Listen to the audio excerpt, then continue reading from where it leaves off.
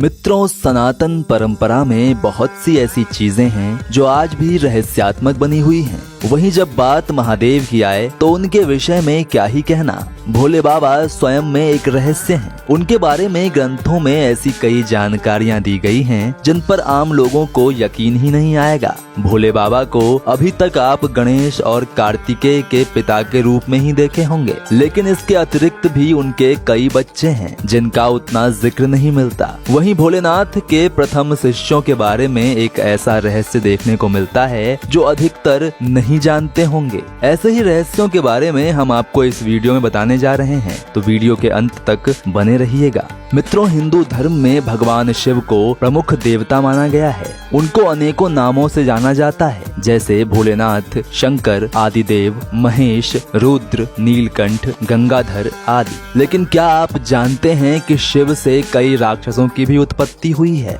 मित्रों, पुराणों के अनुसार जलंधर नामक राक्षस भगवान शिव के तेज से उत्पन्न हुआ था तथा असुर जाति का होने के बावजूद उसे पुराणों में शिव का ही एक अंश माना जाता है। एक अन्य राक्षस भूमा की उत्पत्ति भी भोलेनाथ के माथे के पसीने की बूंद से हुई थी। भूमा राक्षसों का राजा हुआ और उसके बाद जितने भी राक्षस जन्मे उनके लिए शिव उनके पिता के समान थे। इसी कारण शिव असुरों के भी पिता माने जाते हैं। आइए अब जानते हैं कि महादेव के कितने पुत्र थे। विघ्नहर्ता गणेश जी और कार्तिकेय तो भोलेनाथ के ही पुत्र हैं। इसके अतिरिक्त अंधक, खुजा, अयप्पा, जलंधर, भूमा और सुकेश भी शिव के ही पुत्र हैं। धर्म ग्रंथों के अनुसार कार्तिकेय भगवान शिव और माता पार्वती के पुत्र हैं। गणेश उनके दूसरे पुत्र हैं जिसे माता पार्वती ने उबटन से निर्मित किया था। इसके अलावा एक अनाथ बालक जिसका नाम सुकेश था, उसे भी भगवान शिव ने ही पाला। इस चलते सुकेश भी